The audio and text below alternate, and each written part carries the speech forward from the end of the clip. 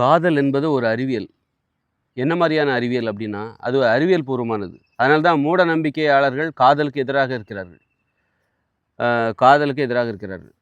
ஆனா மூட நம்பிக்கை அறிவியல் பூர்வமானது. அதனால தான் மூட நம்பிக்கை என்பது அதற்கு எதிராக இருக்கிறது. மூட நம்பிக்கையாளர்கள், மதம், சாதி எல்லாமே பார்த்தீங்கன்னா, அதுபோல ஏற்றத்தாழ்வு, ஆடம்பரம் இது எல்லாமே பார்த்தீங்கன்னு வச்சுக்கோங்க, இந்த காதலுக்கு எதிரா இருக்கும். ஏன்னா பணக்கார பசங்களுக்கு தான் கல்யாணம் பண்ணி கொடுக்கணும். ஏழைகளோடு இந்த காதல் இவர்களை இணைத்து விடும். இங்கே காதலுக்கு ரொம்ப முக்கியம் கொடுத்தா பணக்காரங்க ஏழைகளை கல்யாணம் பண்ணிப்பாங்க. அதனால இந்த காதலுக்கு எதிராக இருக்காங்க. சமத்துவத்தை ஏற்படுத்தும். காதல் வந்து சமத்துவத்தை ஏற்படுத்தும். மூட நம்பிக்கை வந்து வேற்றுமைகளை ஏற்படுத்தும். இந்த ஒட்டுமொத்த மனிதர்களுக்கு எதிரான அத்தனைக்குமே இந்த காதல் தான் எதிரானது. இப்போ மூட நம்பிக்கைகள்ங்கிறது வேற்றுமையை ஏற்படுத்தும். எப்படின்னா, இப்போ வந்து பாருங்கள், ஒரு மதத்தை எடுத்துக்கிட்டிங்கன்னா, ஒரு மதத்தை இன்னொரு மதம் ஏற்றுக்காது. ஒரு சாதியை இன்னொரு சாதிக்காரங்க ஏற்றுக்கவே மாட்டாங்க. அதுபோல் அந்த மூட நம்பிக்கைகள் பார்த்திங்கன்னு வச்சுக்கோங்களேன், அது வேறுபடும். நீங்கள் வந்து வேற்றுமையை தான் ஏற்படுத்தும். ஆனால் அறிவியல் என்பது ஒற்றுமையை ஏற்படுத்தும், சமத்துவத்தை ஏற்படுத்தும். இப்போ பூமி உருண்டைங்கிறது எல்லாருமே சொல்லுவாங்க, எல்லாருமே ஏற்றுப்பாங்க, அது அறிவியல்.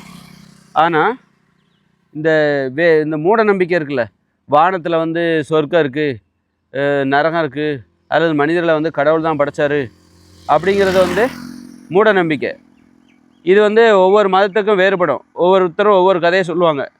இந்த பூமியை வந்து கடவுள் கண்டுபிடிச்சாருன்னு சொல்லி கிறிஸ்தவ மதத்தில் ஒரு கதை இருக்கும், புத்த மதத்தில் வேறு கதைகள் இருக்கும், இஸ்லாம் மதத்தில் வேறு கதை இருக்கும். ஏன்னா இதெல்லாம் மூட நம்பிக்கை, இதில் ஒற்றுமையே இருக்காது.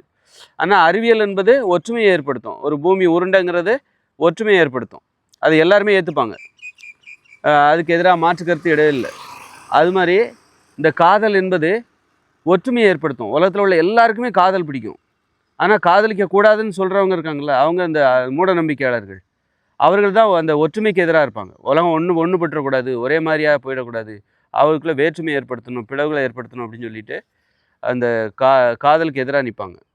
இந்த காதலுக்கு எதிராக நிற்கிறவங்க எல்லாமே மூட நம்பிக்கை தான், அறிவியலுக்கு எதிரான அந்த மூட நம்பிக்கை தான். சரி, காதல் எதை ஏற்படுத்துகிறது? உலகில் எல்லோருக்கும் ஒரே மாதிரியான அமைதியை ஏற்படுத்துகிறது. அன்பு, பாசம், இதெல்லாம் அறிவியல் பூர்வமானது. அன்பு, பாசம், அமைதி, சமத்துவம் எல்லாமே அறிவியல் பூர்வமானது. காதல் என்பது என்னது? அறிவியல் பூர்வமானன்னு நம்ம சொல்லிட்டோம். அப்போ அது என்னத்தை ஏற்படுத்தும்? அறிவியல் பூர்வமான அன்பு, அறிவியல் பூர்வமான பாசம், சமத்துவம், அமைதிங்கிறது ஒரு அறிவியல் பூர்வமானது. அது வந்து மூட நம்பிக்கையாளர்களுக்கு அந்த அமைதி கிடைக்காது. மூட நம்பிக்கையாளர்களால் சமத்துவத்தை உண்டு பண்ண முடியாது. அவங்க வேற்றுமையை தான் விரும்புவாங்க, ஒற்றுமையை விரும்ப மாட்டாங்க. ஒரு இஸ்லாமியர்கள் கிறிஸ்தவ மதத்திலிருந்து வேறுபடுவார்கள், கிறிஸ்தவ மதத்தை ஏற்றுக்க மாட்டாங்க. கிறிஸ்தவர்களும் நாமளும் ஒன்று அப்படின்னு ஏற்றுக்க மாட்டாங்க. அவங்களோட நான் வசதி அப்படின்னு சொல்கிறதுல தான் அவங்க சண்டை போடுவாங்க. இப்படி பிறரோடு சமத்துவத்தை விரும்பாதவர்கள் தான் இந்த மூட நம்பிக்கைகள். சாதி, மதம், நிறம் எல்லாமே வந்து, நீ அன்புங்கிறது வந்து உலகத்தில் சமத்துவத்தை எல்லாருக்குமே எல்லாமே சமம். அது மாதிரி அமைதியை ஏற்படுத்தும், அமைதி, இது எல்லாமே அறிவியல் பூர்வமானது. மூட நம்பிக்கையாளர்களின் அன்பு இருக்குல்ல, அதுலேயும் மூட நம்பிக்கை தான் இருக்கும். அவங்க காதல், அன்புன்னா என்ன, பாசம்னா என்ன? மூட நம்பிக்கையாளர்களுக்கு எது அன்பு எது பாசம்னா நல்ல அடிமைத்தனம் தான் அன்பு, பாசம் எல்லாமே. அடிமையாக இருந்துட்டு அது அன்பு, ஏமாத்துறது, அதெல்லாம். அன்புன்னா என்னன்னு தெரியாமல் சுதந்திரமாக இருக்கக்கூடாது, அடிமையாக இருக்கணும். அதுதான் மூட நம்பிக்கையாளர்களின் அன்பு, பாசம் எல்லாமே. பிறருக்காக நீங்கள் உங்கள் சுதந்திரத்தை இழந்து சுயமரியாதை இழந்துட்டீங்கன்னா அப்போ நீங்கள் அன்பாக இருக்கீங்க, பாசமாக இருக்கீங்க. இதுதான் மூட நம்பிக்கையாளர்களின் அன்பு, பாசம் எல்லாமே. ஆனால் அன்பு, பாசம் என்பது அறிவியல் பூர்வமான அன்பு என்பது சுயமரியாதை நிரம்பியது, அமைதியை தரக்கூடியது. இப்போ மூட நம்பிக்கையாளர்களின் அன்பு வந்து அமைதி தர, மனசில் அமைதியின்மையை தான் ஏற்படுத்தும். இந்த மாதிரி அதனால் காதல் என்பது அறிவியல் பூர்வமானது, அன்பு என்பது அறிவியல் பூர்வமானது, பாசம் என்பது அறிவியல் பூர்வமானது, சமத்துவம் என்பது அறிவியல் பூர்வம், அமைதி என்பது அறிவியல் பூர்வமானது.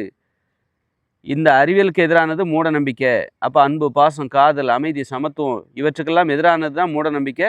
மூட நம்பிக்கை ஒற்றுமையை ஏற்படுத்தாது, உலகத்தால் அனைவராலும் ஏற்றுக்கொள்ளப்படாது, வேறுபட்டு தான் நிற்பார்கள். ஒரு கட்டத்தில் அழிந்தே போய்விடும்.